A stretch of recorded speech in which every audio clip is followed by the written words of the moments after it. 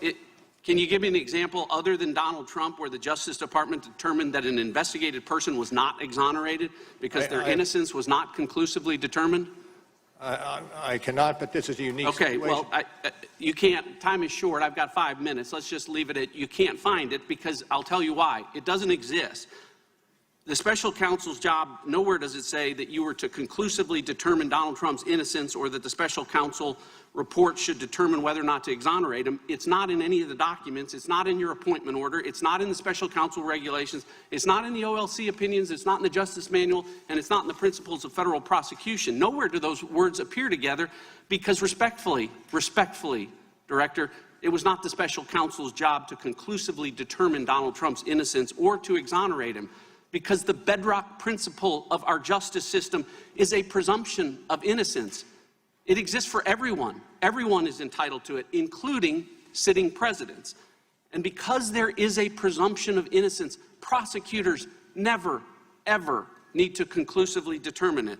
Now, Director, the special counsel applied this inverted burden of proof that I can't find and you said doesn't exist anywhere in the department policies, and you used it to write a report. And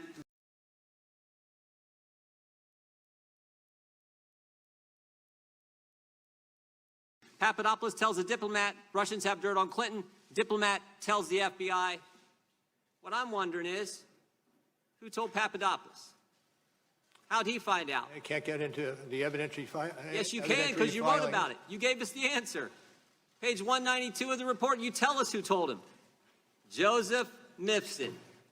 Joseph Mifsud's the guy who told Papadopoulos, the mysterious professor who lives in Rome and London, teaches in 2 different universities. This is the guy who told Papadopoulos. He's the guy who starts it all. And when the FBI interviews him, he lies 3 times, and yet you don't charge him with a crime. You charge Rick Gates for false statements. You charge Paul Manafort for false statements. You charge Michael Cohen with false statements. You charge Michael Flynn, a 3-star general, with false statements.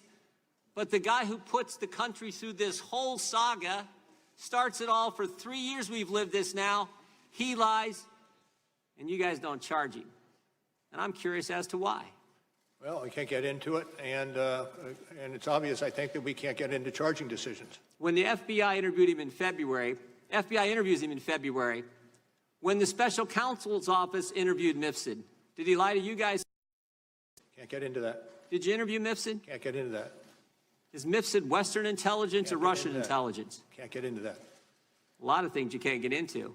What's interesting, you can charge 13 Russians no one's ever heard of, no one's ever seen, no one's ever going to hear of them, no one's ever going to see them. You can charge them. You can charge all kinds of people who are around the president with false statements.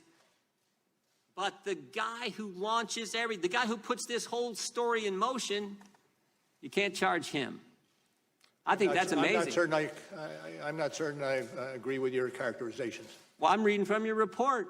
Mifsud told Papadopoulos. Papadopoulos tells the diplomat tells the FBI opens the investigation July 31st, 2016, and here we are 3 years later, July of 2019, the country's been put through this, and the central figure who launches it all lies to us, and you guys don't hunt him down and interview him again, and you don't charge him with a crime.